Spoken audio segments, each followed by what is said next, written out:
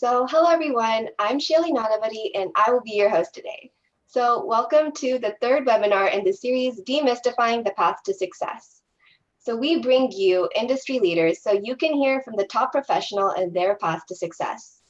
You can find our website with the link in the comments to find out more information about Shape Your Future and for details and registration for our future speakers. I interview a new leader every Wednesday from 4:30 to 5 Pacific time, so be sure to join us every week. Without further ado, let me introduce you to Paritosh Desai, Senior Director of Engineering at Google working on ad products. He has had extensive experience with data analytics, machine learning, and artificial intelligence.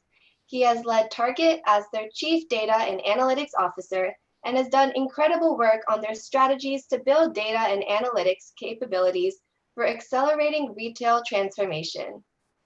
From completing his PhD in operations research from Stanford to predicting customer behavior at Gap Inc., Paritosh has had an incredible career journey. So Paritosh, we're excited to learn more about you, your career, and your experience. So tell us more. Well, Shailee, thank you so much for doing this. And I'm looking forward to sharing some of my experiences. It is a strange time where I can only see you, and I'm sure that there are many more people on the webinar as well.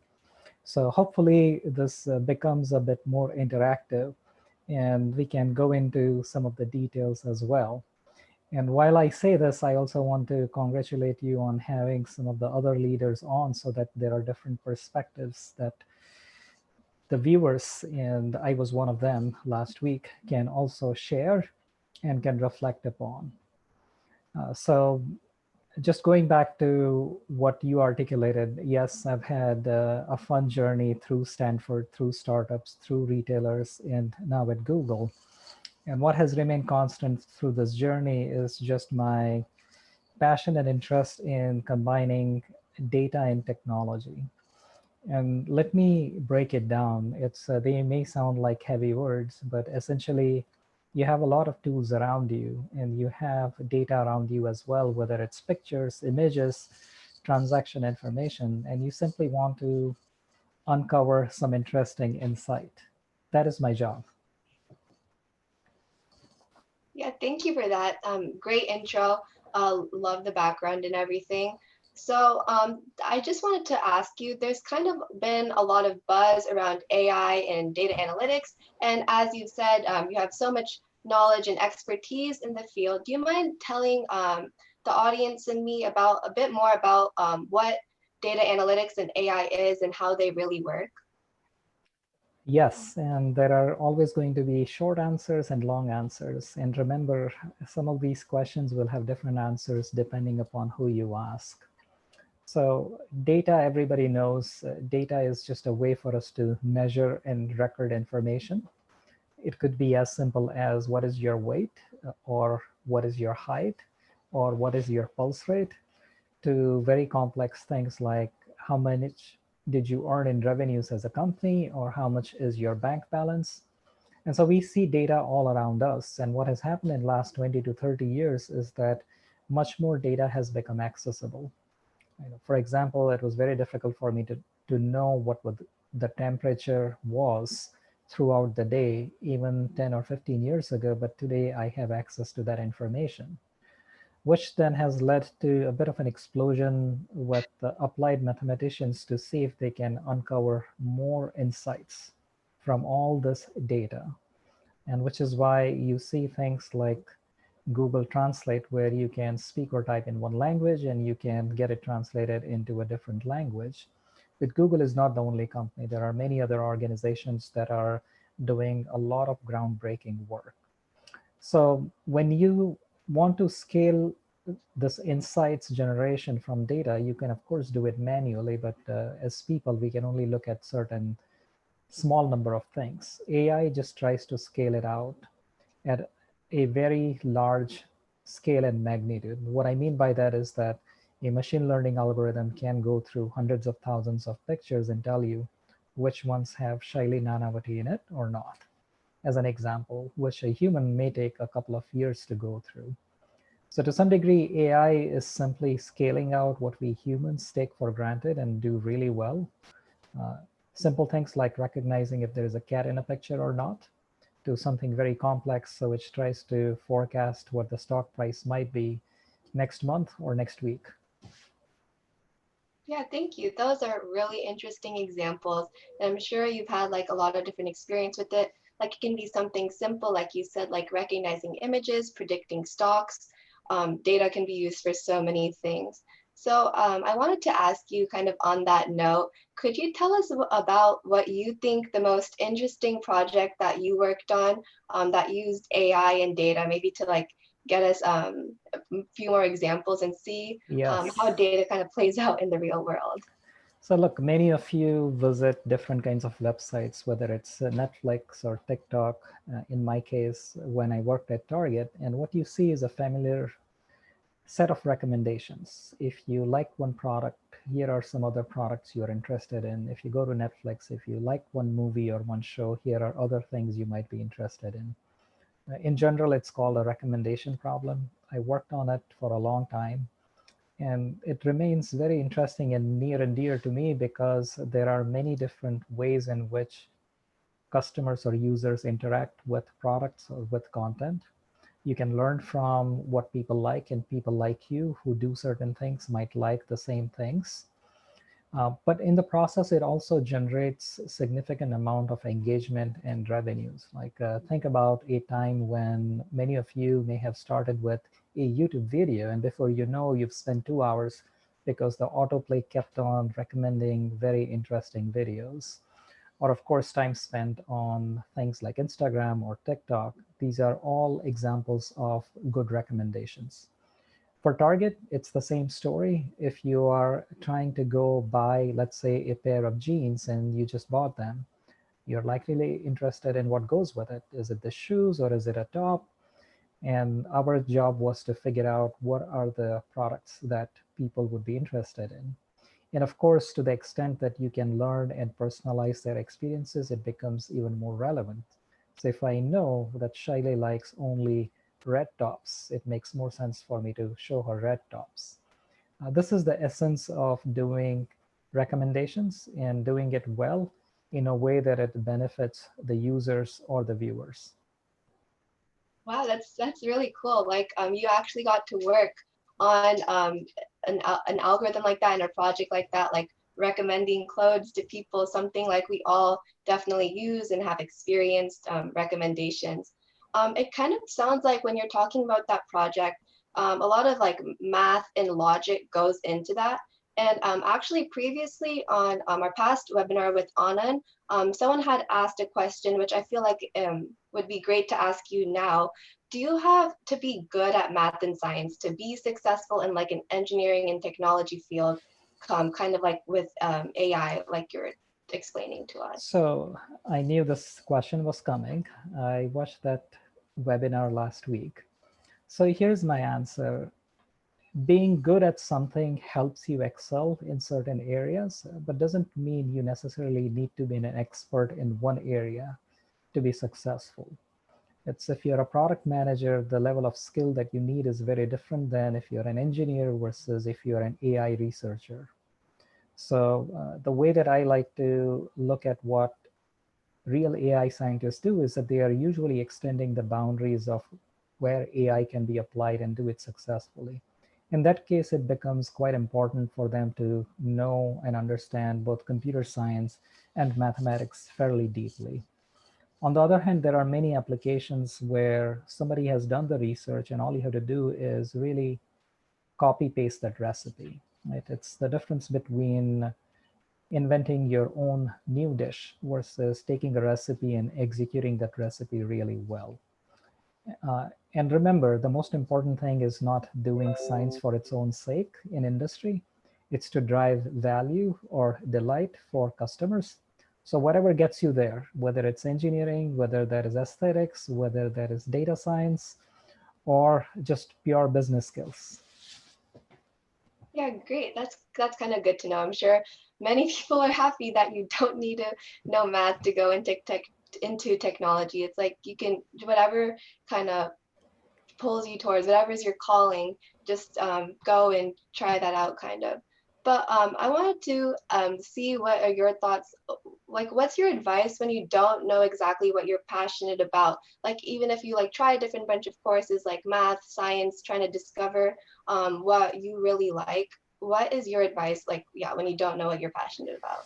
Well, that's a bit of a hard question, but in some ways it's no different than how do you zero in on the style and clothing that you like or the kinds of shows that you like. There is some amount of sampling, there is some amount of conversation, in this case with your parents, with your peers, and some understanding in terms of if you know skill X, whether that is product management or technology, how can that help you?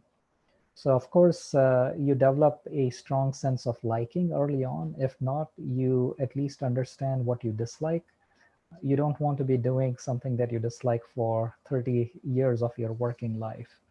And then the last thing is, if you're ambivalent, pick things that will give you a bit of an edge as you enter into the workforce, or give you the ability to try different experiences fairly quickly.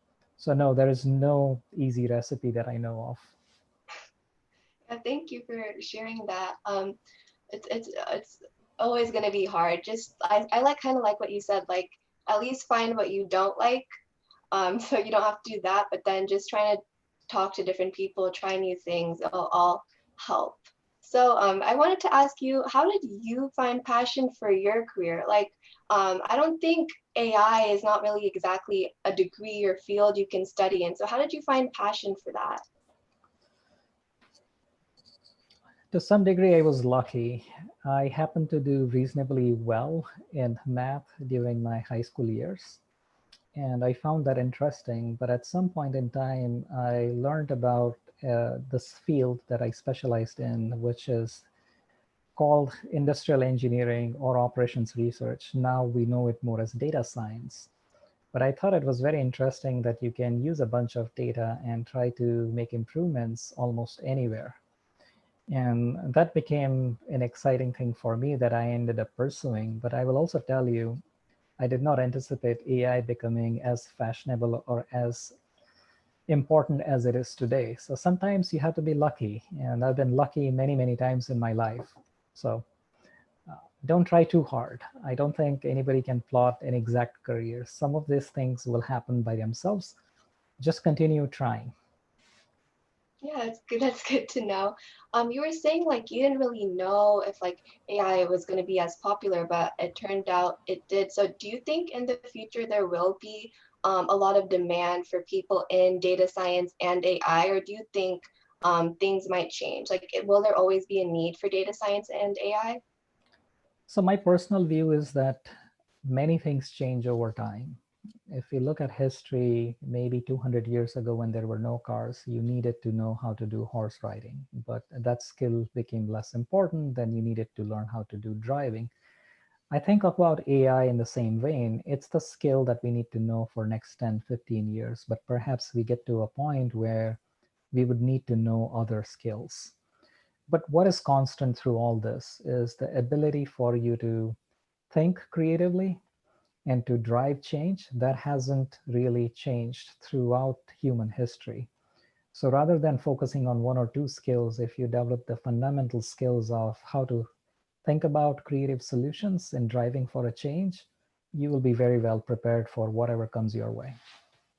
Yeah, I think that's really different in me. Like a lot of times, like when we want to go into data science or AI, we always think like, what's the next program language we could learn? What's the next project we can build? But it's just about those fundamental skills, like being creative, like you said. So I know that you went to great schools, IIT and Stanford. So I wanted to ask you, like right now, I'm going through like high school, trying to figure out which college I want to go to. Do you think the formal education you got in school and college is useful and comes in handy right now in your career? That's a loaded question, more so in this times when so much information is so readily available. So some of this is going to come down to personal choices and personal preferences, but I can tell you what I value of my experiences through the schools. So first and foremost, people. We always recommend surround yourself with great people or work with really smart people. And this is what you gain when you go to a university or an appropriate program. I'm not saying you can't do it online, but it's a great way to meeting people who have shared interest and similar intellect. So that is one great way or one good reason to go to universities. Another good reason is that the universities also give you a broad base of skills. Now, of course, it depends upon you. You can pick the hardest courses, you can pick the easiest courses, you can pick the courses where you can get straight A's.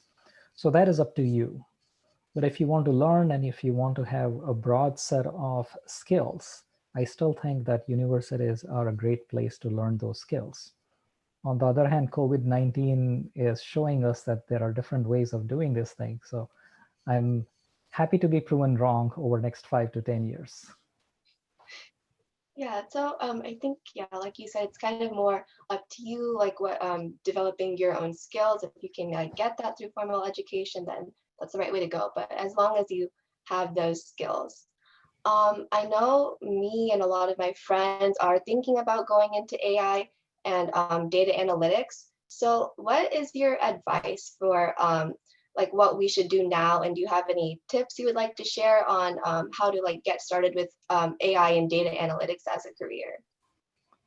So my advice is try to get comfortable with data and apply it for your own self rather than trying to go through a recipe that somebody else has come up with. That will tell you whether you really like it, and that will help you even find things that have not been discovered yet, which is the real joy. And of course, there are a lot of resources on the internet that you can follow. And then it becomes a little bit like a recipe book, which is important, don't get me wrong. But at this point in your career, sampling and getting a sense of that creativity is perhaps more important than engaging into a formal education, which you may find interesting or not. So I would say experiment with data. There is so much data all around you. Even simple things like how many pounds of fruits do we consume every week? Well, we don't know that. Or what is the relationship between my weight gain and the food that I consume? And it's very personal, very important. Uh, and of course, if you expand, there are more data sources to help you do more interesting things. One of the interesting things I ended up doing through this COVID-19 is to build my own models to see how the disease is going to progress. And it's a fun way. You can do it just within an Excel sheet. You don't need any AI degree to do that. And then sometimes you come very close to the experts. And then it's just a distinction between whether you want 2% accuracy versus 10%. Yeah, that's really cool. I liked you mentioned that you were trying to plan out how the disease and I mean COVID-19 is gonna go. Do you mind sharing a bit more about like how you did that and how it's going so far? Like, are your predictions correct and everything? So my big learning is that it's not AI and math that is important.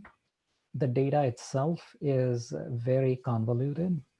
To give you a simple example, as the counts were reported in terms of infections, we started with reporting on the date that the test results came back.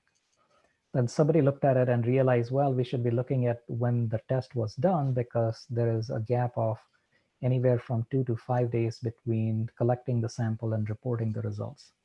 So the disease started when the sample was collected, and so they had to go back and restate it. And then what people started realizing is that things like shelter in place came into being. And so just the trajectory of the disease itself changed. And so it's less important to know how right you got it, but more important to know how data can be interpreted. Because at the end of the day, what people care for is, am I going to get this disease?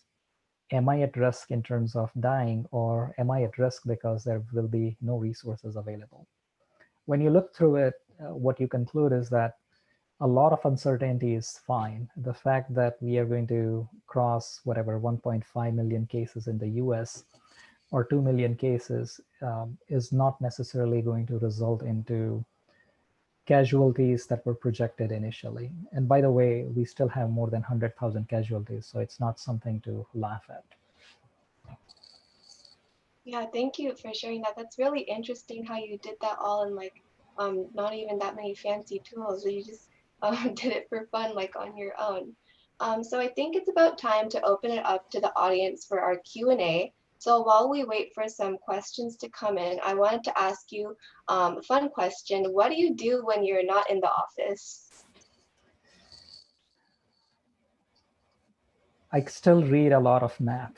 That's not something that everybody should do or I recommend. That is just something that I enjoy doing it and I do it. That's fun. Do you have any like maybe book recommendations about math for the audience? I'll have to get back to you on that. I just have way too many books. And so I don't know what I would get started with, but there are some really good books in terms of just getting to understand the history of mathematics, not just learn the subject itself. Okay, cool. Thank you for that. So we have our first question. So you were part of a Harvard Business Review. So can you tell us more about that? Yes, so some of the work that we did at Target was featured in a Harvard Business Review case study. And the case study was trying to understand how using data and analytics had helped Target.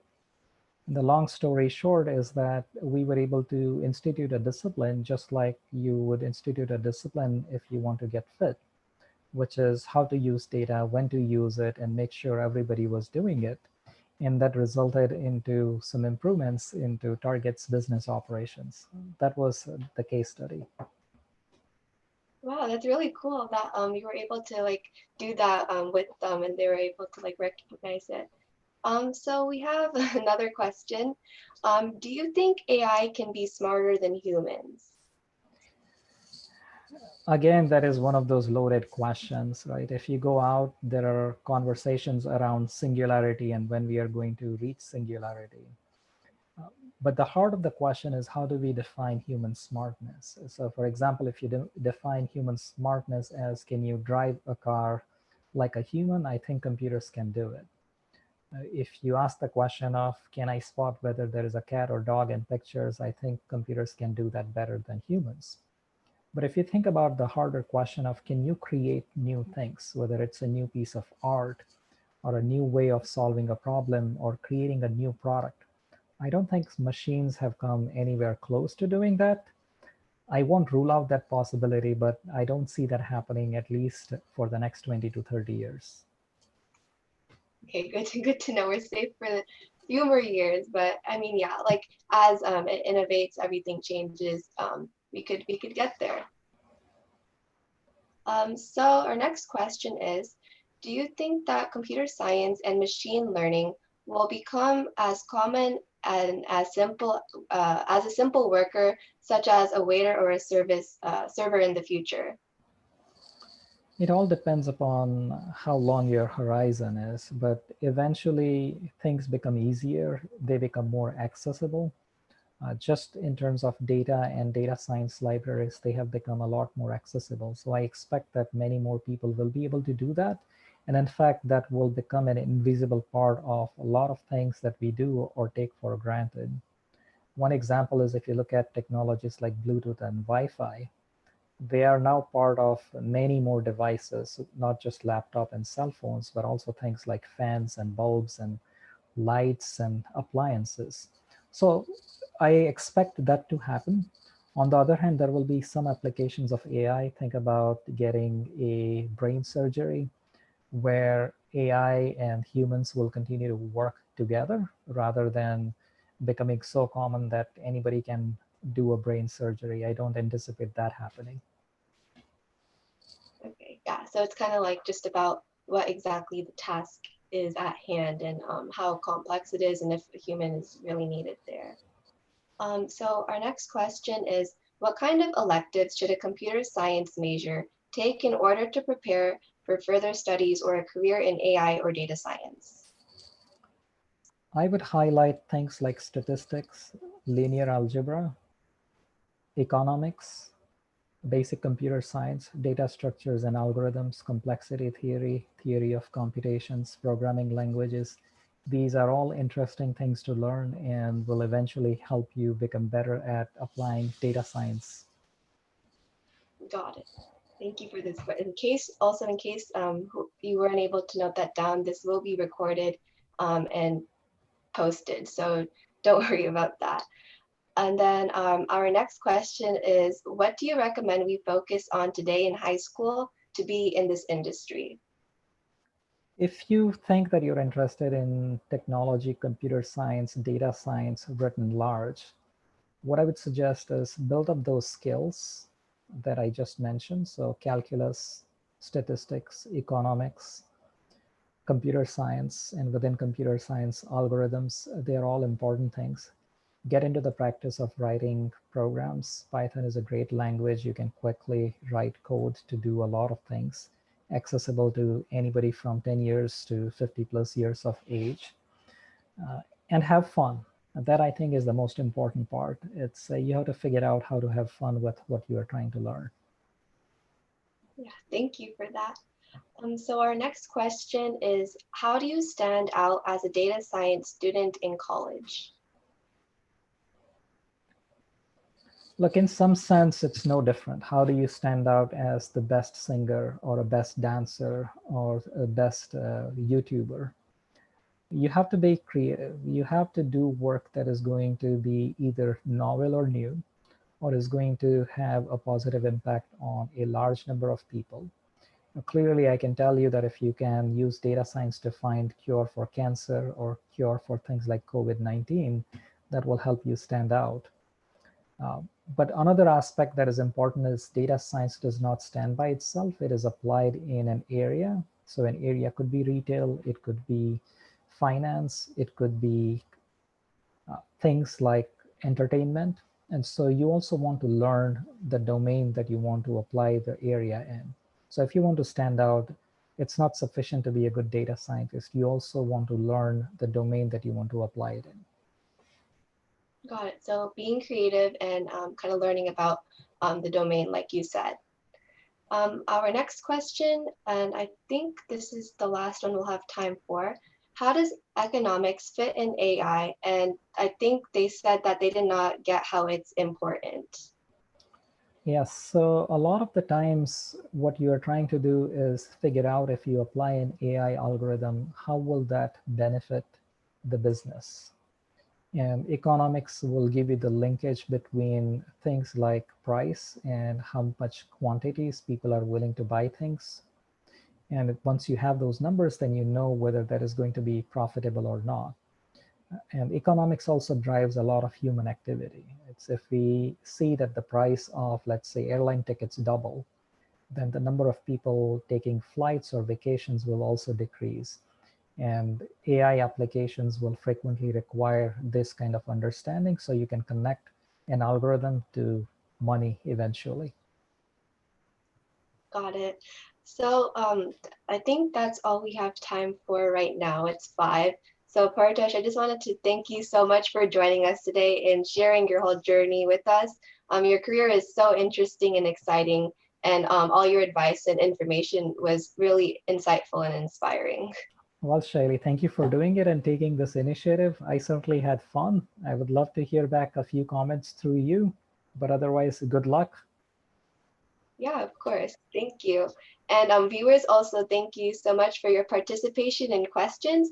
And I want to let you know that next we will be interviewing the Director of Global Payroll and Expenses at Google, Lisa Vinach.